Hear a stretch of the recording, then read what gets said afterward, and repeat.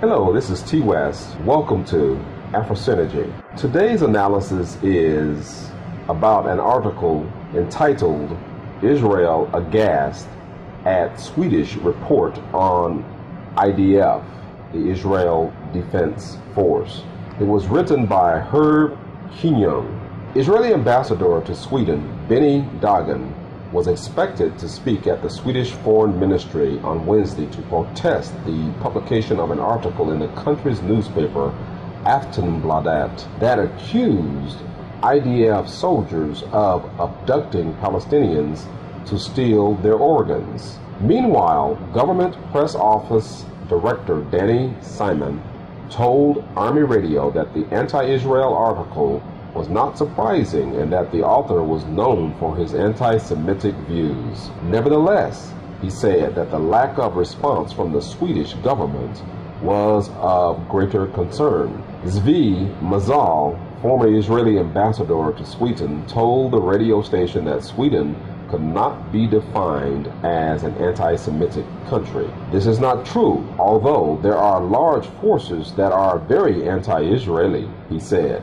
On a daily basis, one can see the type of writing against Israel which stems from an admiration for Palestinians and radical Islam. The Foreign Ministry responded furiously on Tuesday to the story, saying it was a grotesque throwback to the blood libels of the Middle Ages. Foreign Ministry spokesman Yagal Palmer characterized the story as racist hysteria at its worst. No one should tolerate such a demonizing piece of medieval blood libel that surely encourages hate crimes against Jews, stated Palmer. This is a shame to freedom of expression, and all Swedes should reject it unconditionally. Israel's embassy in Stockholm was expected to issue a sharp denunciation.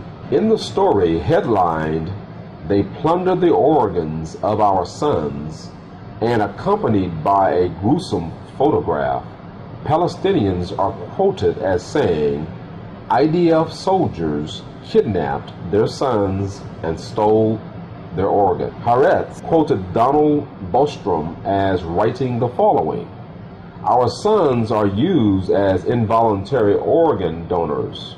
Relatives of Khalid from Nablus said to me, as did the mother of Raid from Jenin, as well as the uncles of Mahmoud and Nafis from Gaza, who all had disappeared for a few days and returned by night, dead and autopsy." The article makes reference to the recent arrests in New Jersey of several U.S. Jews, including rabbis, for a number of alleged crimes, including brokering the sale of organs for transplant. The story also cites allegations of similar instances of organ snatching in 1992 during the First Intifada. The Foreign Ministry was not the only party aghast at the story and smelling the stench of anti-Semitism. A competing newspaper, Sisviskan, ran an op-ed on the story under the headline "Anti-Semit Bladet," in an obvious reference to Aftonbladet's name. "Whispers in the dark, anonymous sources, rumors," wrote Swedish columnist Mats Skogakar. "That is all it takes. After all, we all know what they, that is, the Jews, are like, don't we? Inhuman, hardened, capable of anything. Now all that remains is the defense, equally predictable. Anti-Semitism. No, just criticism of Israel." As a quick commentary note, it is a fact that many rabbis were arrested a few weeks ago in New Jersey, and part of the charges was the trafficking of human body parts, human organs. And then following that, there were also arrests made in Romania, and the primary charges were related to the trafficking of human organs.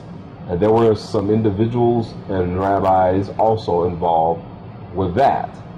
So there are legs to this story. And instead of crying anti-Semitism, we should look at the facts and investigate and determine what is true and what is not true. This is T. West with Afrosynergy. Now I know who's in the mirror looking back at me. For my mind is like the flowers in the spring, blooming and renewing in beauty and peace. My heart is like a river flowing free, embracing each moment that today may bring.